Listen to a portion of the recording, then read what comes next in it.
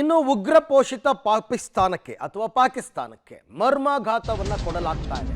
ಯಾರಿಂದ ಅಂತಂದ್ರೆ ಬಲೂಚಿಸ್ತಾನದಿಂದ.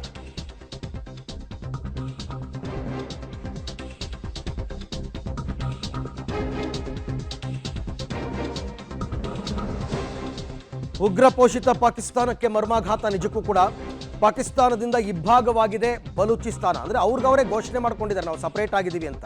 ಸ್ವಾತಂತ್ರ್ಯವನ್ನ ಘೋಷಣೆ ಮಾಡ್ಕೊಂಡಿದ್ದಾರೆ ಬಲೂಚಿಸ್ತಾನ. ರಿಪಬ್ಲಿಕ್ ಬಲೂಚಿಸ್ತಾನ ಅಂತ ನಾಮಕರಣವನ್ನ ಮಾಡಿಕೊಂಡಿದ್ದಾರೆ. ದೇಶ ಒಡೆದು ಹೋಗುವ ಭೀತಿಯಲ್ಲಿ ಪಾಕಿಸ್ತಾನ ಇದೆ ಸದ್ಯಕ್ಕೆ. ದೆಹಲಿಯಲ್ಲಿ ರಾಯಭಾರಿ ಕಚೇರಿ ತೆರೆಯೋದಕ್ಕೆ ಅವರು ಪತ್ರವನ್ನು ಬರೆದಿದ್ದಾರೆ. ಮೋದಿ ಸರ್ಕಾರಕ್ಕೆ ಬಲೂಚಿ ಹೋರಾಟಗಾರರು ಪತ್ರವನ್ನು ಬರೆದು ನಮ್ಮದು ಸಪರೇಟ್ ದೇಶ ಆಗಿದೆ ಅಂತ ಕೇಳ್ಕೊಂಡಿದ್ದಾರೆ. ಪಾಕಿಸ್ತಾನದಿಂದ ಸ್ವತಂತ್ರವಾಗಿ ಇದ್ದೀವಿ ಅಂತಕ್ಕಂಥ ಹೇಳಿಕೆಯನ್ನು ಬಲೂಚಿಸ್ತಾನ ಕೊಟ್ಟಿದೆ, ರಿಪಬ್ಲಿಕ್ ಬಲೂಚಿಸ್ತಾನ ಅಂತ. ಬಟ್ ಟೆಕ್ನಿಕಲಿ ಆ ಥರ ತಮಗೆ ತಾವೇ ಘೋಷಣೆ ಮಾಡ್ಕೊಳ್ಳೋದಕ್ಕೆ ಬರಲ್ಲ. ಇದೊಂದು ಸಪರೇಟ್ ದೇಶ ಆಗಿದೆ ಅಂತ ಡಿಕ್ಲೇರ್ ಮಾಡಬೇಕಾಗಿರ್ತಕ್ಕಂಥದ್ದು ವಿಶ್ವಸಂಸ್ಥೆ. ಸೊ ಹಾಗಾಗಿ ವಿಶ್ವಸಂಸ್ಥೆಯಿಂದ ಅಧಿಕೃತವಾಗಿ ಡಿಕ್ಲೇರ್ ಆದರೆ ಆಗ ಅದು ಸಪರೇಟ್ ದೇಶ ಆಗುತ್ತೆ. ಬಲೂಚ್ ಲಿಬರೇಷನ್ ಆರ್ಮಿಯವರು ಪಾಕಿಸ್ತಾನದ ವಿರುದ್ಧ ನಿರಂತರವಾಗಿ ಹೋರಾಟವನ್ನು ಮಾಡ್ಕೊಂಡು ಬಂದಿದ್ದಾರೆ. ಕಾರಣ ನಮಗೆ ಸಪರೇಟ್ ದೇಶ ಕೊಡಿ ಅಂತ. ಸೊ ಈಗ ಸದ್ಯಕ್ಕೆ ಹೀಗಾಗಿದೆ. ಬಲೂಚಿಸ್ತಾನದ ಪ್ರದೇಶ ಅತ್ಯಂತ ಸಮೃದ್ಧವಾಗಿದೆ. ಈಗ ಪಾಕಿಸ್ತಾನದಿಂದ ಬಲೂಚಿಸ್ತಾನ ಇಬ್ಬಾಗವಾಗಿರೋದ್ರಿಂದ ಏನು ಪ್ರಾಬ್ಲಮ್ ಇವಾಗ? ಬಲೂಚಿಸ್ತಾನದ ಪ್ರದೇಶ ಅತ್ಯಂತ ಸಮೃದ್ಧವಾಗಿದೆ.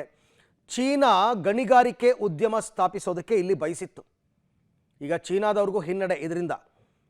ಚೀನಾ ಪಾಕಿಸ್ತಾನ ಆರ್ಥಿಕ ಕಾರಿಡಾರ್ಗೆ $57 ಬಿಲಿಯನ್ ವಾಗ್ದಾನವನ್ನು ಮಾಡಿತ್ತು ಚೀನಾ. ಅವರು ಆ್ಯಕ್ಚುಲಿ ಆರ್ಥಿಕ ಕಾರಿಡಾರ್ ಮಾಡ್ತಾ ಇದ್ದಾರೆ, ಅದು ಇದ್ರ ಮುಖಾಂತರನೇ ಹಾದು ಹೋಗುತ್ತೆ. ಈ ಪ್ರಾಂತ್ಯವು ಅಪಾರ ಖನಿಜ ಸಂಪತ್ತನ್ನು ಹೊಂದಿದೆ.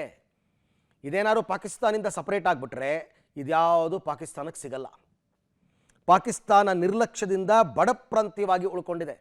ಪಾಕಿಸ್ತಾನದವ್ರು ಮಾಡಿದ್ದು ಹಾಗೆ ಬಿಡಿ, ಈ ಎಲ್ಲ ಜಾಗದಲ್ಲಿ ಅಭಿವೃದ್ಧಿ ಅಂತಕ್ಕಂಥದ್ದನ್ನು ಮಾಡಲೇ ಇಲ್ಲ ಅವರು. ನೈಸರ್ಗಿಕ ಅನಿಲ ಉದ್ಯಮವನ್ನು ಕೂಡ ಹೊಂದಿದೆ ಬಲೂಚಿಸ್ತಾನ.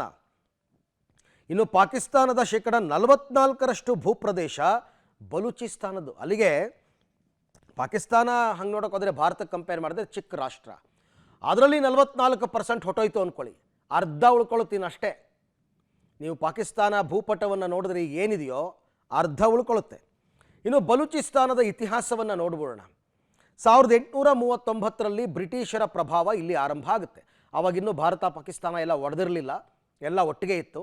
ಆಗ ಬ್ರಿಟಿಷರ ಪ್ರಭಾವ ಆರಂಭ ಆಯಿತು. 1948ರಲ್ಲಿ ಸ್ವಾತಂತ್ರ್ಯ ಸಿಕ್ಕ 2 ದೇಶ ಆಯ್ತಲ್ಲ, ಪಾಕಿಸ್ತಾನ ಭಾರತ. ಬಲವಂತವಾಗಿ ಈ ಪ್ರದೇಶವನ್ನು ಪಾಕಿಸ್ತಾನ ತನ್ನ ದೇಶಕ್ಕೆ ಸೇರಿಸ್ಕೊಳ್ತು. ಇನ್ನು 1973ರಿಂದ 77 ಪಾಕ್ ವಿರುದ್ಧ ಇವರು ಬಂಡಾಯ ಹೇಳ್ತಾರೆ. ನಮ್ಮನ್ನು ಕಡೆಗಣಿಸ್ತಾ ಇದ್ದೀರಾ, ನಮ್ಮ ಭಾಗವನ್ನು ಅಭಿವೃದ್ಧಿ ಮಾಡಿಲ್ಲ ಅಂತ. 2000 ಇಸ್ವಿಯಲ್ಲಿ ಬಲೂಚ್ ಲಿಬರೇಷನ್ ಆರ್ಮಿ BLA ಇದು ಉದಯವಾಗುತ್ತೆ. 25 ವರ್ಷ ಸತತವಾಗಿ ಪಾಕಿಸ್ತಾನದ ವಿರುದ್ಧ ಹೋರಾಡ್ತಾರೆ. ಈಗ 2025ರಲ್ಲಿ ಬಲೂಚಿಸ್ತಾನ ಸ್ವಾತಂತ್ರ್ಯ ಅಂತ ಘೋಷಣೆಯಾಗಿದೆ.